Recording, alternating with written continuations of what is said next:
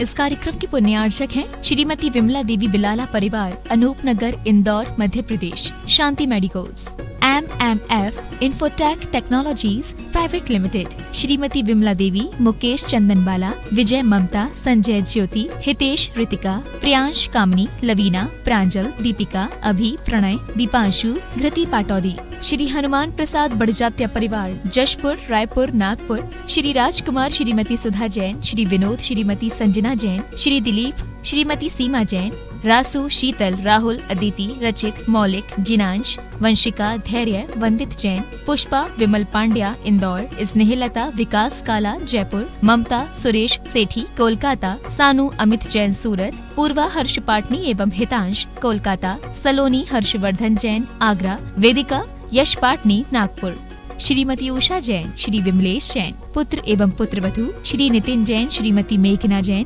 पौत्र एवं पौत्री आदित्य जैन, अनुष्का जैन, मार्सन्स परिवार, आगरा, गगन, नीतू जैन, सिंगापुर।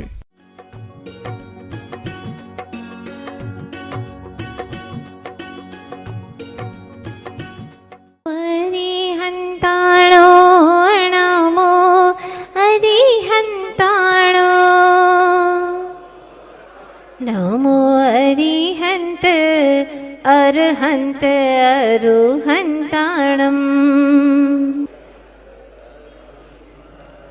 नमो सीताणो, नमो सीताणो, नमो सिद्ध प्रभु सीताणो।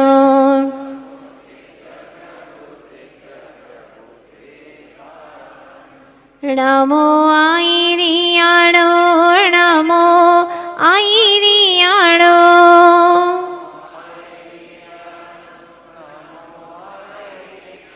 नमो आईरिय आईरिय आईरियाणो।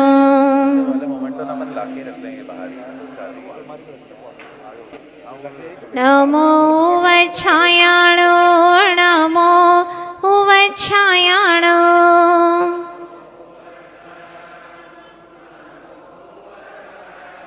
नमो वच्छाय वच्छाय वच्छायाणम्।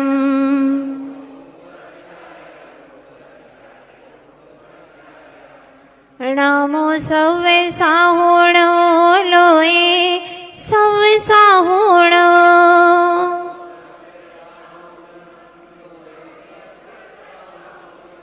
नमो सव्वे साहु सव्वे साहु सव्वे साहुणम्।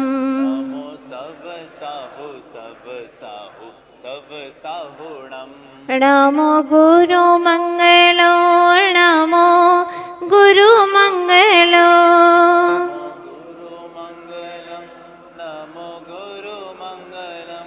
नमो विद्या गुरु आज्ञा मंगलम।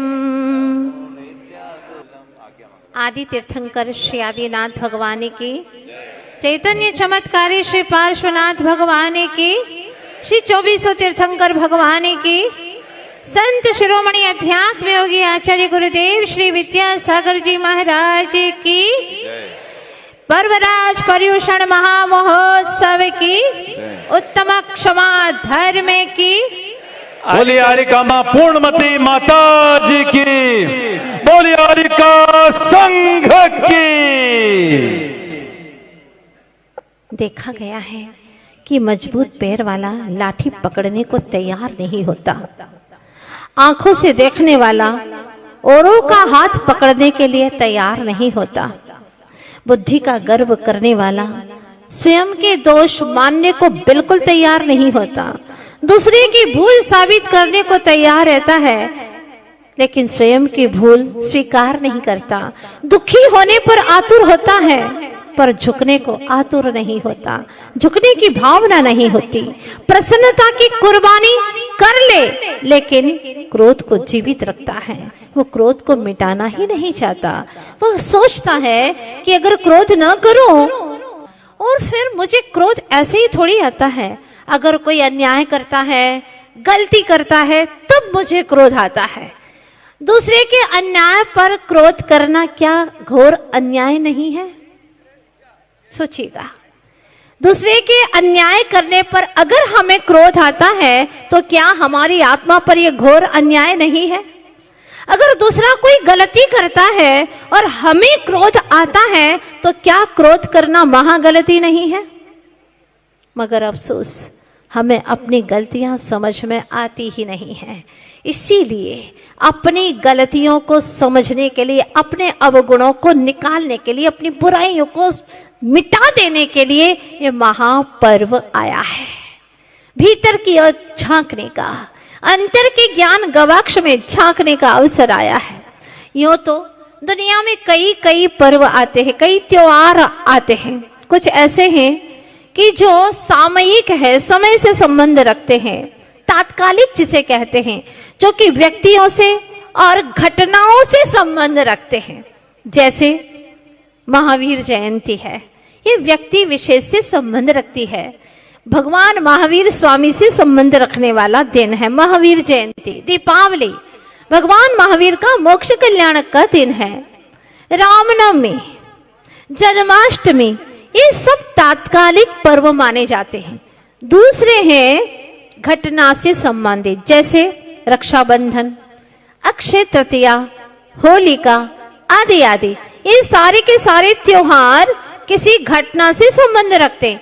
एक घटना के बाद में कोई और विशेष घटना घट जाए तो उन घटनाओं को भूल जाते हैं, फिर उस घटना के आधारित त्योहार मनाना शुरू कर देते हैं।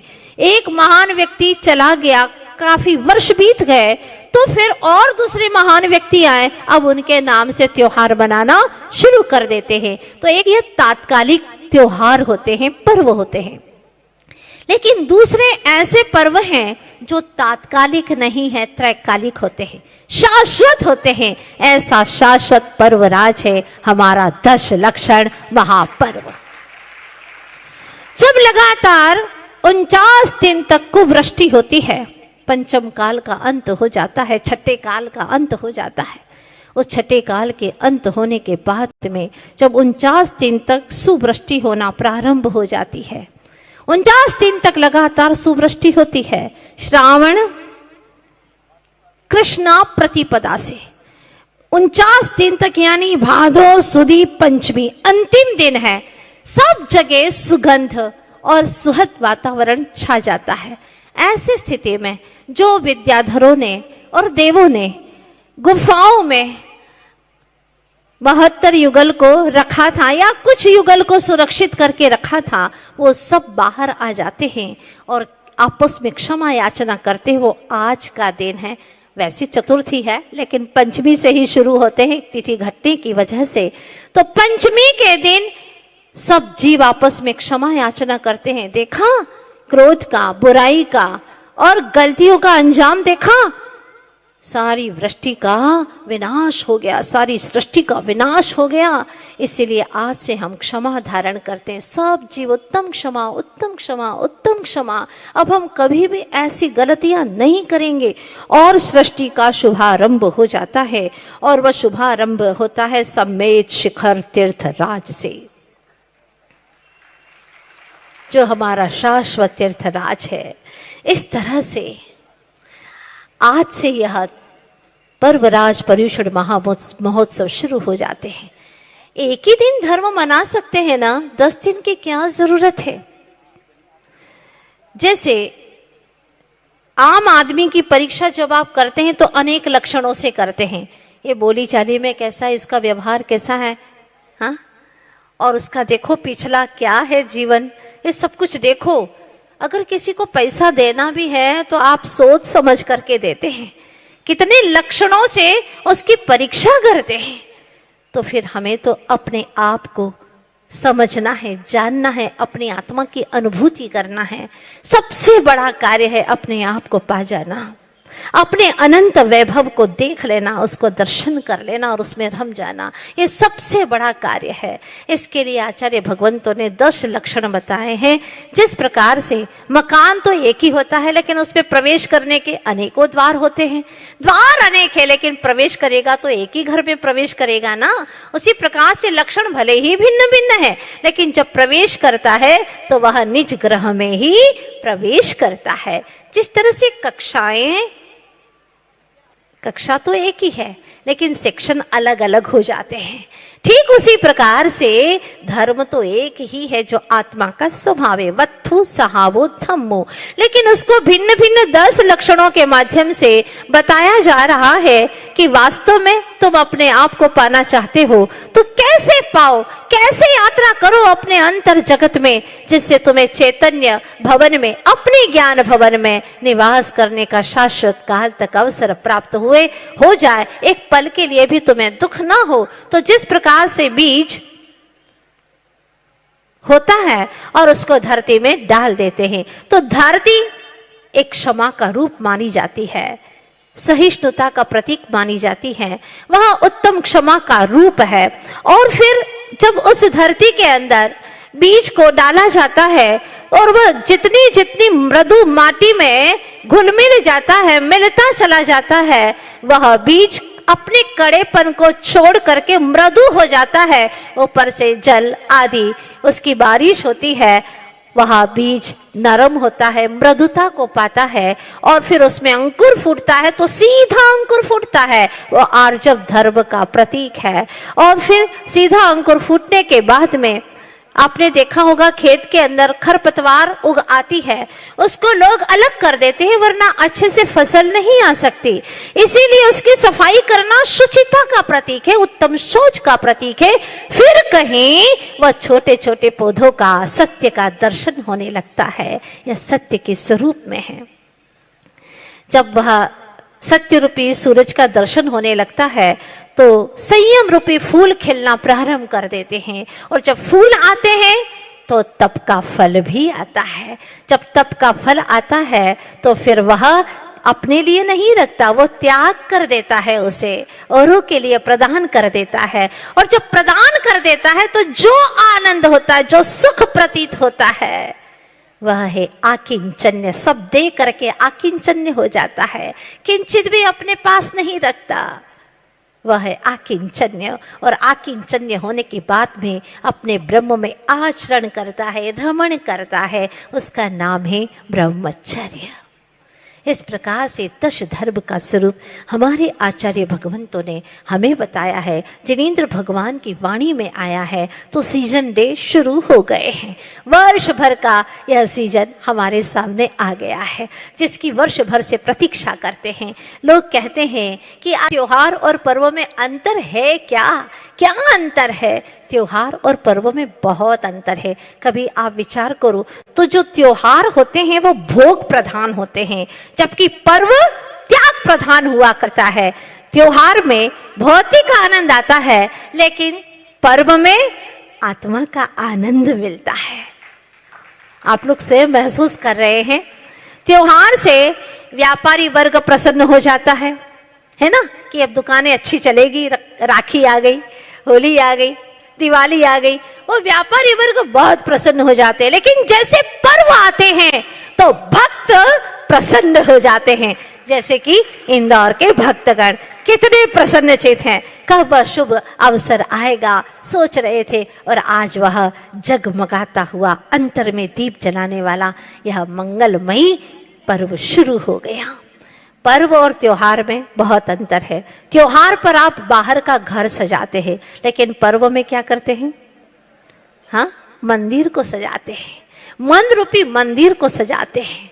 त्योहार के समय पर मौज मस्ती करते हैं, लेकिन पर्व के समय पर क्या करते हैं? बाहर की मौज मस्ती खत्म हो जाती है, हाँ, उसमें जीव कर्म का बंधन करता है, लेकिन पर्व आते हैं तो तपश्चर्या करता है, त्याग करता है। बाहर की मौज मस्ती छोड़कर सिद्धों की बस्ती में अपनी हस्ती को जान करके सिद्धों की बस्ती में निवास करने लगता है, भावों से, श्रद्धा से कि मैं भी सिद्धत्व स्वरूप हूँ, मैं भी सिद्ध जैसा हूँ। तो जीवत्व से शिवत्व की यात्रा करता है पर्व के समय पर। त्योहार में अधिकांश देखा होगा आपने, पाप वृत्ति का पोषण करता है, लेकिन पर्व के दिनों में पाप वृत्ति को छोड़ करके साथ ही से पुण्य की वृत्ति को अपनाता है, अपनी गलतियों का अफसोस करता है, प्रायश्चित करता है। इस तरह से हमें त्योहार नहीं पर्व मनाना है। पर्व मनाने वाला एक दिन परमात्मा बन जाता है। यह पर्व आया है हमारे सामने। बात तो उत्तम क्षमा की है, फिर हम क्रोध की चर्चा क्यों करते हैं? क्या क्रोध पर उत्तम क्षमा को प्रकट नहीं होने देता? क्यों प्रकट नहीं होने देता? आखिर क्या वजह है? हम जानना चाहते हैं। तो ले चलती हूं मैं आपको सिद्धार्थ सेठ के पास में, जिसकी जयावती नाम की सेठानी है, पुत्रहीन है, अनेकों देवी देवताओं की आराधना कर रही है। क्या करे, मिथ्यात्व का कुछ संस्कार ऐसा था, छोड़ नहीं पा रही है। लेकिन दुनिया में कोई ऐसे भी महान आत्माएं हैं जिनका चरण सानिध्य पा करके अनंत अनंत काल का मिथ्यात्व भी अंतर मुहूर्त में, पल भर में खत्म हो जाता है। परिणामों में शांति आती है उनको देख करके। जैसे हमारे गुरुवर आचार्य श्री विद्यासागर जी महाराज, उनकी शांत छवि को देख करके, उनकी आध्यात्मिक छवि को देख करके कई लोग अपने कई भवों का, कई जन्मों का वेर छोड़ करके आपस में क्षमा भाव को धारण कर लेते हैं। तो कई ऐसे अज्ञानी हैं जो उनके चरणों में आकर के भी लड़ते भिड़ते रहते हैं, विवाद करते रहते हैं, इधर से उधर और उधर से इधर, यही कार्य करते हैं, षड्यंत्र करते हैं। उनका भी संसार बहुत लंबा है। तो वह ऐसे ही मिथ्यात्व की आराधना करते करते काफी समय बिता दिया, लेकिन कोई संतान की प्राप्ति नहीं हुई, क्योंकि इससे तो और पाप वृत्ति बढ़ती है, अज्ञानता की वृद्धि होती है। लेकिन कौन समझाए उसे? आखिर क्षमा के सागर, करुणा निधान गुरुवर का उस नगर में चातुर्मास हुआ। और जब चातुर्मास हुआ, वो स्वयं करुणावतार थे, वो स्वयं दया के भंडार थे। और जब कोई स्वयं दया का भंडार, क्षमा का भंडार होता है और वो कुछ कहता है तो सीधा हमारे हृदय में प्रवेश कर जाता है। कोई तीव्र रागी द्वेषी जीव, असंयमी जीव संयम का उपदेश दे तो आप लोग यही कहेंगे ना, भाई तो पहले अपने घर को देख, अपने हिये में झांक, तो स्वयं अपना जीवन सुधार, फिर हमें प्रवचन नहीं लेक्चर देने बाद में आना, यही कहेंगे ना आप लोग। पर वह तो करुणा के सागर थे। उन्होंने ऐसा प्रवचन दिया कि उस जयावती सेठानी को सम्यक दर्शन प्राप्त हो गया, प्रवचन श्रवण करते करते। और वह अपने ज्ञान भवन में जैसे विश्राम कर रही हो, बैठ गई आंखें मूंद कर, और उसने मुनिश्री के चरणों में निवेदन किया, आज से मेरा हमेशा हमेशा के लिए मिथ्यात्व का परित्याग है। चाहे प्राण चले जाए, मुझे बाहरी वैभव नहीं चाहिए, मुझे तो अंतरंग का वैभव चाहिए। अरे चेतन, कहाँ तो ज्ञान भवन में रहने वाला, कहाँ ज्ञान भवन का निवासी, केवल ज्ञान भवन का इतनी शाश्वत सत्ता तेरे पास में है। इसके बावजूद भी तूने अपने घर में कभी प्रवेश किया ही नहीं, अपने चेतन ग्रह में, अपने ज्ञान भवन में कभी प्रवेश नहीं किया। फलतः अगर कोई मालिक अपने घर में नहीं रहता है तो वहां पर चोर डाकू लुटेरे आकर के अड्डा जमा लेते हैं, डेरा जमा लेते हैं। यही हुआ है अनंत अनंत काल से। हमारे चेतन ग्रह में, हमारे बोध भवन में बुराइयों ने डेरा डाल दिया है। क्रोध, मान, माया, लोभ, हिंसा, झूठ, चोरी, कुशिल, परिग्रह, इच्छाएं, नागिन, वो डेरा लगा करके, डाल करके बैठी हुई है। और हम हैं कि हम डरते रहते हैं। क्या करें? चाहते तो हैं कि हम बिल्कुल क्रोध न करें, लेकिन वो क्या करें माता जी, माहौल ही ऐसा बन जाता है कि हमें तो गुस्सा करना पड़ता है। गुस्सा आ जाता है, कहते गुस्सा आ जाता, कहीं से आता है क्या? जैसे शरीर में विकार, मल मूत्र आदि के आते हैं, ऐसा क्रोध आता है? नहीं, हम करते हैं, और करते भी उसके ऊपर हैं, उसके ऊपर गुस्सा करते हैं जहां हम करने की क्षमता रखते हैं। जॉब कर रहे हैं, बॉस ने डांट दिया, आपकी बिल्कुल गलती नहीं थी। हाँ, वहां दहलान में एक कुत्ता आकर के मर गया, और आप जैसे ही पहुंचे बॉस ने आपके ऊपर गुस्सा कर दिया। दुर्गंध आ रही थी कुत्ते की, लेकिन गुस्सा कर दिया आपके ऊपर। क्या आपकी इतनी हिम्मत है कि बॉस को कह दो, ए चुप रहो, गुस्सा दिखाने की जरूरत नहीं है वरना देख लेंगे तुम्हें? बोलो, कहोगे क्या?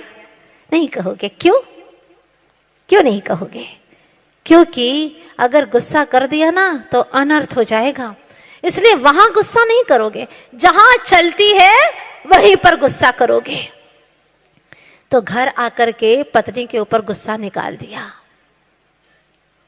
अब पत्नी ने सारा गुस्सा अपने बच्चे के ऊपर निकाल दिया, पीटा उसको। अब बच्चा किसको पीटे? जितने भी खिलौने थे सारे के सारे पीट डाले उसने। गुस्सा निकाल रहा है, बड़ों से सीख रहा है। जैसा हमारे बड़े बुजुर्ग कर रहे हैं वैसा वो भी कर रहा है। क्या हुआ? अंततोगत्वा क्रोध का परिणाम क्या हुआ? तहस नहस हो गया। पति ने घर आकर के 10,000 रुपये पत्नी को दिए, लो पेमेंट आया है, ले लो। खुश खुश होकर के दिए। बच्चा वहाँ पर बैठा हुआ था, 2 साल का 2.5 साल का बच्चा, और माँ कुछ काम से गैस खुला छोड़ करके अंदर गई और बच्चे ने वो 10,000 रुपये देखे, हाथ में लिए और ऐसे रख दिए जलते गैस के ऊपर। इतना खुश हुआ, इतना खुश हुआ, आहा कितने अच्छे जल रहे हैं, कितनी अच्छी लो जल रही है, बड़ा खुश बच्चा। और जैसे माँ आई उसने देखा, इतना जोर से मारा, इतना जोर से मारा, बच्चे के बाल गैस पर लगे, वो जलने लगा, पूरा शरीर कपड़ों पर आग लग गई और बच्चा धू धू करने जलने लगा। पति आया, देखा ये क्या किया, घोर अनर्थ, ये क्या किया तूने? वहां चाकू रखा हुआ था, इकलौता बेटा था, कुछ होश रहा नहीं, बोध रहा नहीं, क्योंकि क्रोध बोध को आने नहीं देता। बस चाकू उठाया और पत्नी के गले में लगा दिया। उसी वक्त पत्नी का प्राणांत हो गया। पुलिस आ गई, उसको पकड़ करके ले गई, जेल में कैद कर दिया। क्या हो गया पल भर के अंदर? क्या हो गया? ये क्रोध का दुष्परिणाम। ओहो, काश थोड़ी सी देर समझ लेते, संभल लेते, लेकिन समझ नहीं पाया, संभल नहीं पाया। उसका ये दुष्परिणाम हुआ कि सारा घर तबाह हो गया, खत्म हो गया।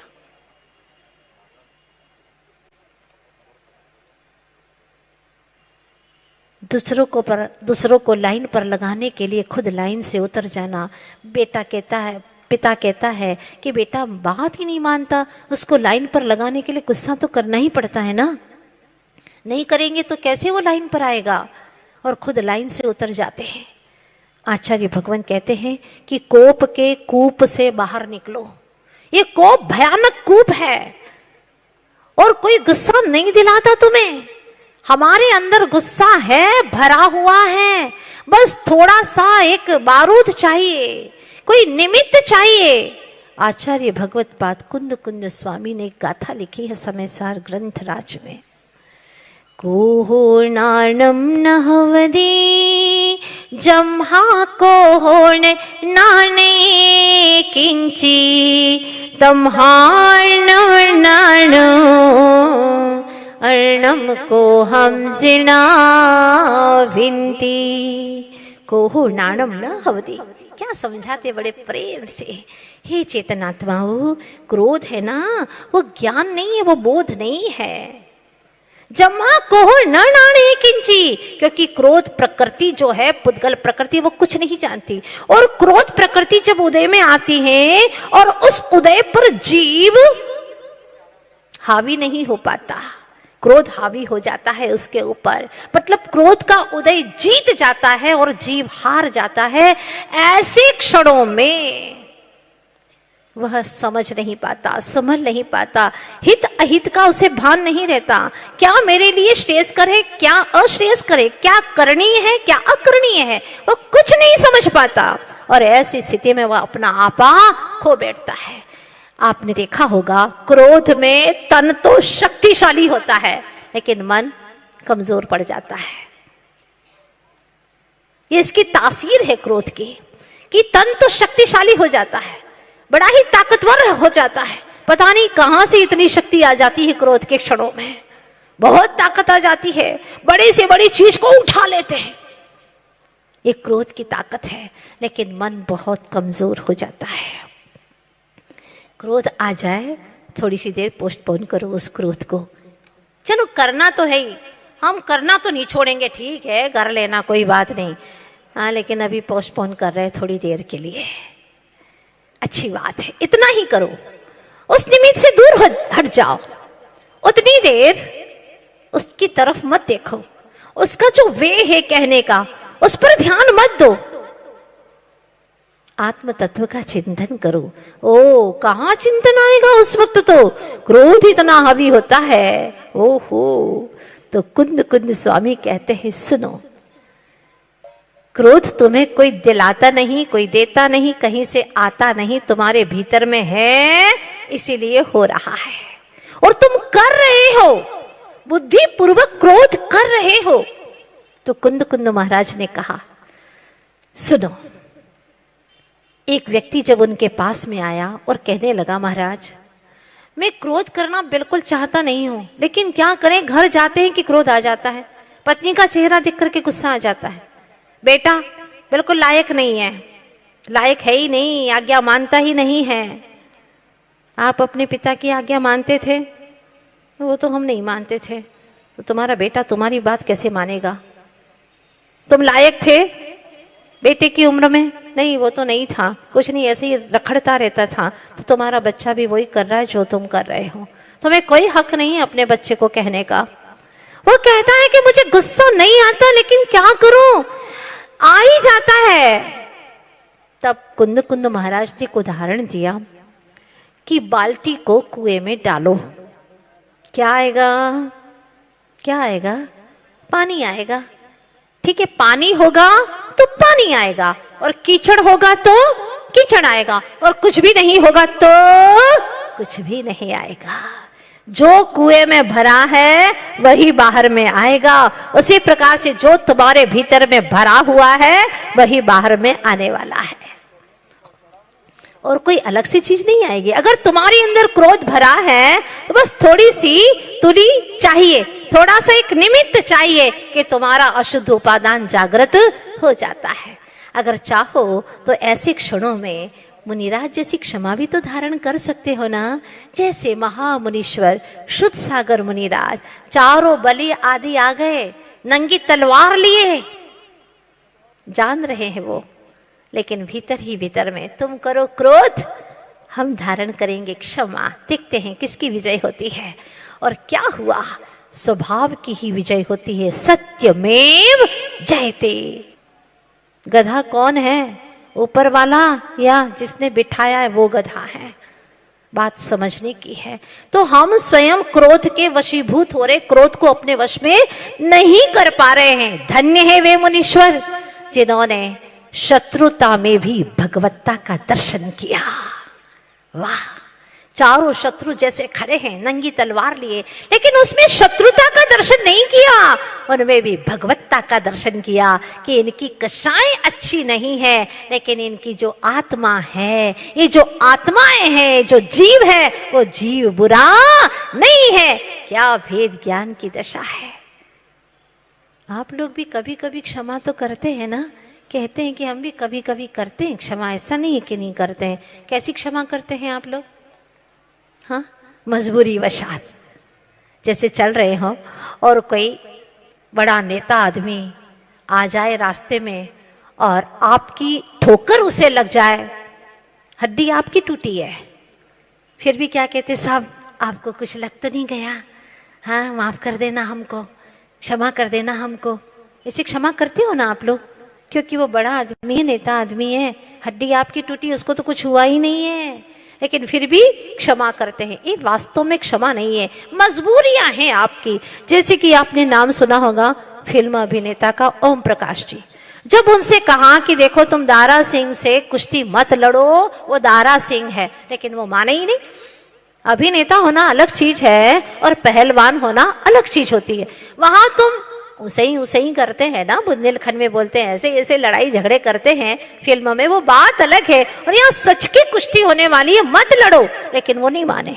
आखिर अखाड़े में उतरे और चंद मिनटों में ही दारा सिंह ने उस अभिनेता को चित्त कर दिया और नीचे गिर गया। उठा और कहते हैं, धूल शरीर से कपड़ों से अलग करते हुए कहते हैं, जा तुझे माफ किया, नहीं तो तेरी हड्डी पसली एक कर देता, जा माफ किया। क्या माफ किया? जब हार गए तो काहे का माफ किया? ये कोई क्षमा नहीं है, कोई माफी नहीं है। कई बार आपने अपने भीतर में झांका होगा कि इंसान अगर जिंदा है तो क्षमा का भाव नहीं आता, लेकिन जैसे ही पता चलता है कि अब ये मरने वाला है, भैया क्षमा मांग लो, मांग लो, मांग लो, पता नहीं ये जिए न जिए, मांग लो क्षमा।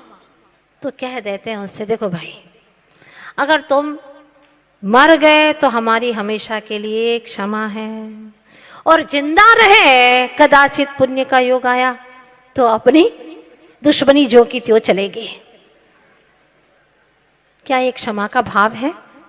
नहीं, कंडीशनल होती नहीं क्षमा, अनकंडीशनल होती है, अंतर के भावों से होती है। क्योंकि क्षमा का अर्थ जो क्षमुष धातु से बना है क्षमा शब्द, क्ष यानी गांठ, मां यानी नहीं, जिसमें गांठ नहीं होती, कोई प्रकार का बंधन नहीं, निर्बंध, कि चित्त में किसी प्रकार की गांठ का न होना ही वास्तव में क्षमा है। और वो क्षमा हर समय विजय विभूति है।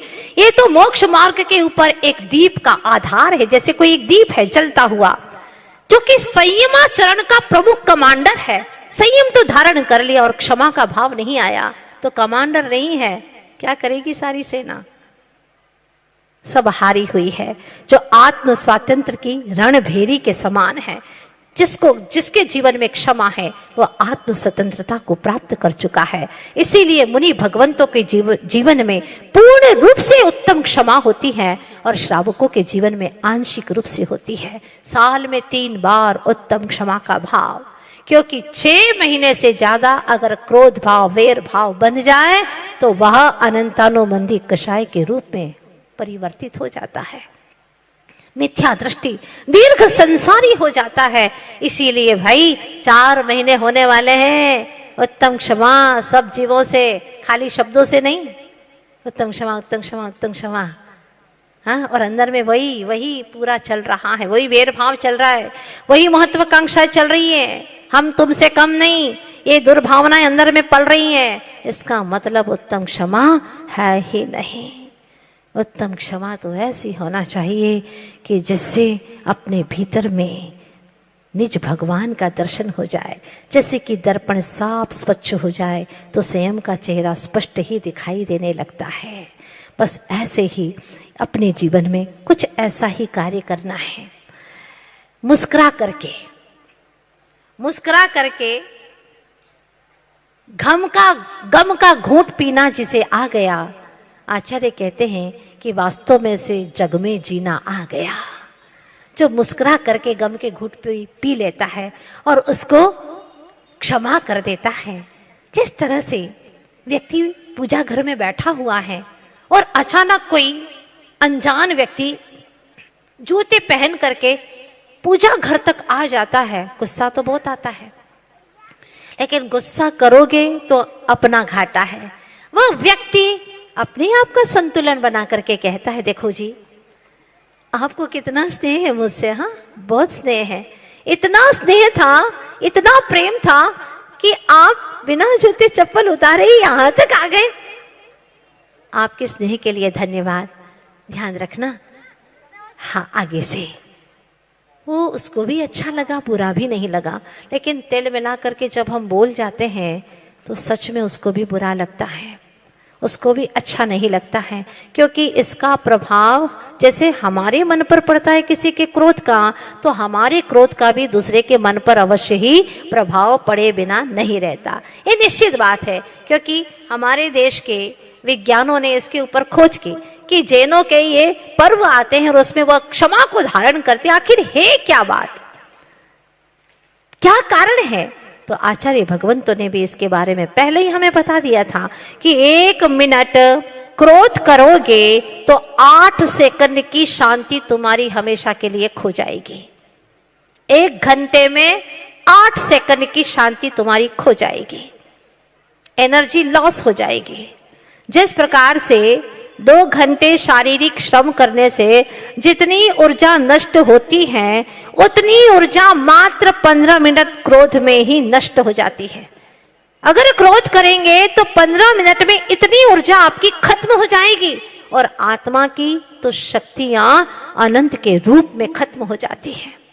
इसीलिए आचार्य देव कहते हैं कि अपने आप को बचा करके रखो। न्यूयॉर्क में क्रोधी व्यक्ति का खून जब खरगोश के शरीर में डाला गया तो वो खरगोश शांत था, लेकिन 15 मिनट में चंचल हो उठा और 30 मिनट में वो काटने लगा, क्योंकि क्रोधी का खून उसमें डाला गया था। 30 मिनट में वो शांत खरगोश काटने लग गया और 45 मिनट के अंदर तो लुहलुहान हो गया, दूसरों को काटने के लिए जा रहा था, उसको काट काट करके स्वयं लुहलुहान हो जाता है और कहते हैं कि 60 मिनट में तो वो मर गया। इतना खतरनाक होता है यह क्रोध का विष। कहते हैं कि वह साइनाइड से भी ज्यादा खतरनाक होता है। साइनाइड तो एक ही भव का अंत करता है, लेकिन क्रोध रूपी जो विष है वह हमारे अनंत भवों को समाप्त कर देता है। इसीलिए आदमी में इस कदर विष भर गया है, वंश सारा विषधरों का डर गया है। कल सुनेंगे आदमी के काटने से रास्ते का सांप था जो मर गया है, रास्ते का सांप था जो मर गया है। अभी तक तो सुनते थे कि सांप के काटने से आदमी मरे हैं, लेकिन अब आदमी के काटने से सांप मर रहे हैं। कितना विष है, कितना विषाक्त हो गया है आज का यह इंसान। क्योंकि वह तन के वेग तो रोक सकता है, लेकिन मन के वेग को, जो आत्मा के अंदर क्रोध आदि विकारों का वेग आ रहा है, उसको वह रोक नहीं पा रहा है। और जब तक इसे रोकेगा नहीं, तब तक निश्चित रूप से अपने भीतर की परिणति को सुधार नहीं पाएगा। आचार्य देव कहते कोहो पीम पणा से, क्रोध है वह प्रीत का विनाश करता है। इन दिनों में अधिकांश महिलाएं पिता हमारे पास में आते हैं और यही कहते हैं, माता जी बच्चों को इतना गुस्सा आता है, पति कहता है पत्नी को बहुत गुस्सा आता है, पत्नी आती है शिकायत लेकर के इनको इतना गुस्सा आता है, क्या बताएं माता जी इनका गुस्सा शांत हो जाए ऐसा कोई मंत्र दो। सब एक दूसरे के गुस्से को शांत कराने में लगे हुए हैं, लेकिन अपना गुस्सा कोई शांत करना नहीं चाहता है। बस यही तो खतरनाक स्थिति है। क्रोधी के जीवन में कभी सुख नहीं होता, वह न स्वयं को संभाल पाता है न औरों को संभाल पाता है। ये निश्चित बात है। इसके बावजूद भी वह क्रोध करता ही रहता है। क्रोध का अंजाम कभी अच्छा नहीं होता। अगर किसी को समझाना है तो आप भी क्रोध से समझाओगे, वो क्रोधी है, आप क्रोध से समझाओगे तो क्या वो समझने वाला है? नहीं। अग्नि को बुझाने के लिए तो शीतल जल चाहिए। बस उसी प्रकार से शीतलता का व्यवहार करिए, प्रेम से कहिएगा, निश्चित रूप से वह सुधरेगा। और हमने देखा इसमें 100% रिजल्ट मिला है। बच्चा चाहे कितने ही गुस्सेल हो, पत्नी चाहे कितने ही गुस्सेल हो, पति चाहे कितना ही गुस्सेल हो, लेकिन अगर प्रेम से कहेंगे, आत्मीयता से कहेंगे, वह अवश्य मानेंगे। और गुस्से से कहेंगे तो उनका घाटा हो या ना हो, लेकिन तुम्हारा घाटा तो जरूर होगा। जैसे माचिस की तुली होती है ना, जब वह जलती है, रगड़ती है किसी का घर जलाने के लिए, पर वो घर जला पाए ना जला पाए कोई जरूरी नहीं है, उसका पुण्य प्रबल होगा, घर ना जला पाओगे। लेकिन वो माचिस की जो तुली है उसका माथा तो काला हो ही जाता है। ये पक्की बात है। हम किसी के लिए बुरा सोचते हैं, लेकिन हमारा बुरा तो उसी वक्त से शुरू हो ही जाता है। इसीलिए हमारे भीतर में वो शक्ति प्रकट हो, शक्ति तो है लेकिन प्रकट करना बाकी है। ये 10 दिन हमारे लिए ऐसे ही हैं जो हमारे भीतर की शक्तियों को उद्घाटित करने वाले हैं। एक एक लक्षण के माध्यम से हम अपने भीतर की शक्तियों को उद्घाटित कर सकते हैं। वैसे अनंत काल बाहर में भटकते भटकते हो गया है। नई नई आंखें हो तो हर मंजर अच्छा लगता है, नई नई आंखें हो तो हर मंजर अच्छा लगता है।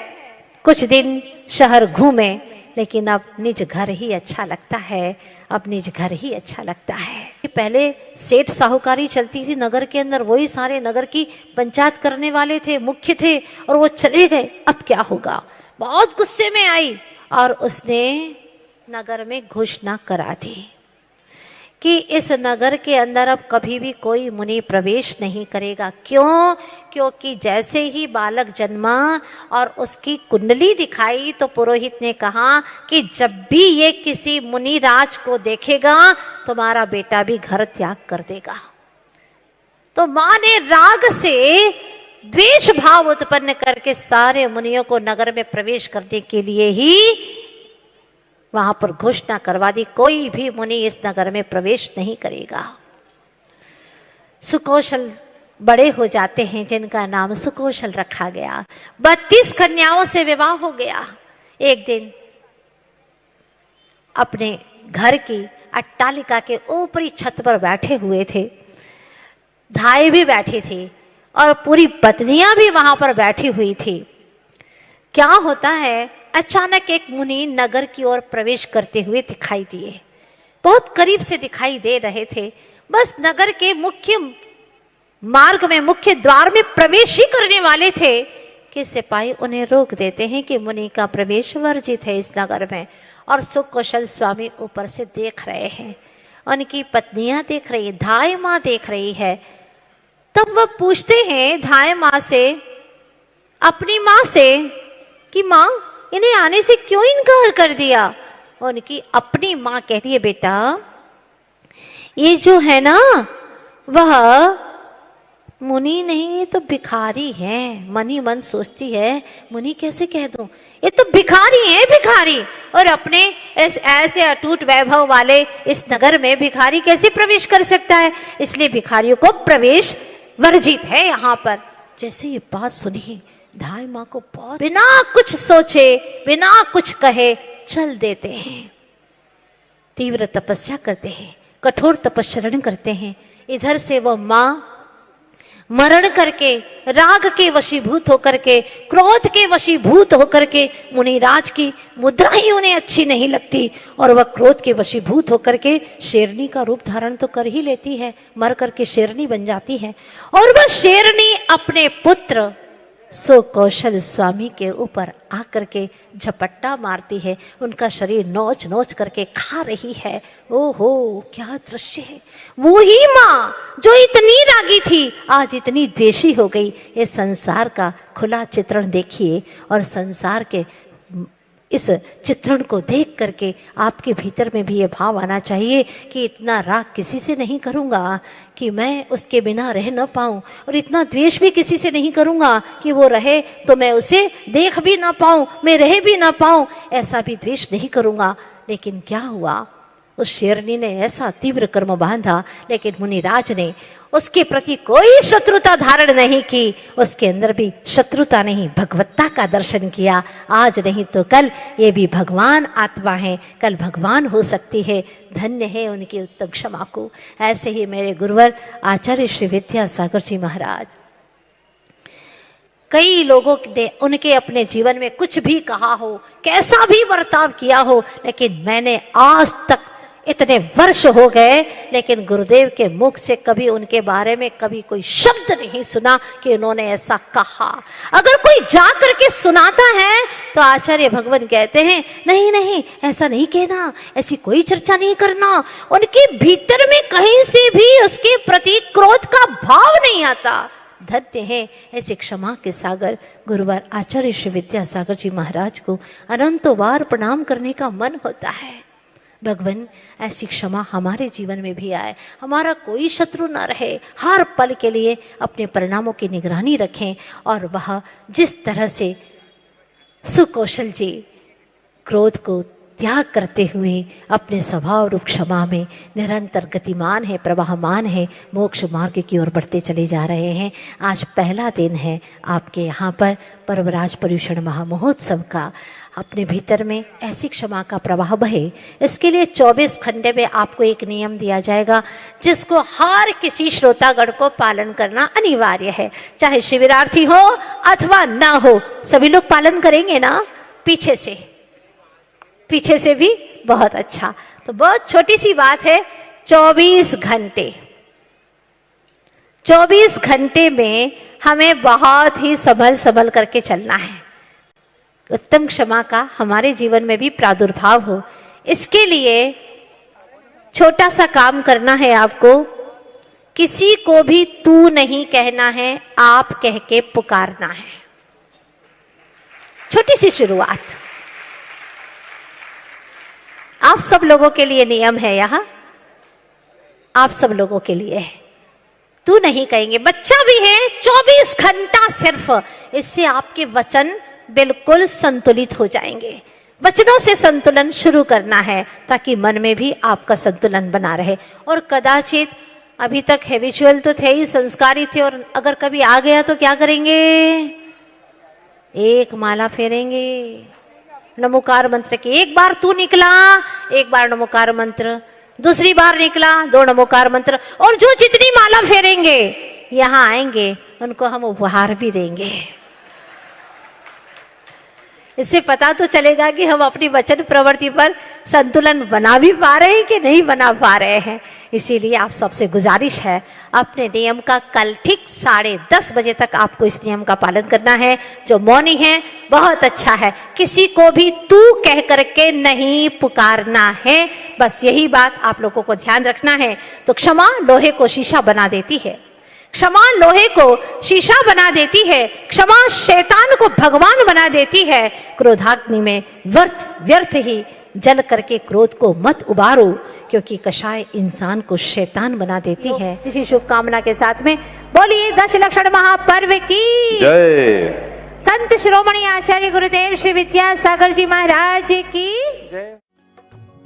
इस कार्यक्रम के पुण्यार्चक थे श्रीमती विमला देवी बिलाला परिवार, Anupnagar, Indore, Madhya Pradesh. Shanti medicos, MMF infotech technologies private limited. Shrimati Vimla Devi, Mukesh Chandanbala, Vijay Mamta, Sanjay Jyoti, Hitesh Ritika, Priyansh Kamni, Lavina, Pranjal, Deepika, Abhi, Pranay, Deepanshu, घृति Pataudi. Shri Hanuman Prasad Barjatya परिवार, जशपुर, रायपुर, नागपुर। श्री राजकुमार, श्रीमती सुधा जैन, श्री विनोद, श्रीमती संजना जैन, श्री दिलीप, श्रीमती सीमा जैन, रासु, शीतल, राहुल, अदिति, रचित, मौलिक, जिनांश, वंशिका, धैर्य, वंदित जैन, पुष्पा, विमल पांड्या, इंदौर, स्नेहलता, विकास काला, जयपुर, ममता, सुरेश सेठी, कोलकाता, सानू, अमित जैन, सूरत, पूर्वा, हर्ष पाटनी एवं हितांश, कोलकाता, सलोनी, हर्षवर्धन जैन, आगरा, वेदिका, यश पाटनी, नागपुर। श्रीमती उषा जैन, श्री विमलेश जैन, पुत्र एवं पुत्रवधू, श्री नितिन जैन, श्रीमती मेघना जैन, पौत्र एवं पौत्री, आदित्य जैन, अनुष्का जैन, मार्सन्स परिवार, आगरा, गगन, नीतू जैन, सिंगापुर।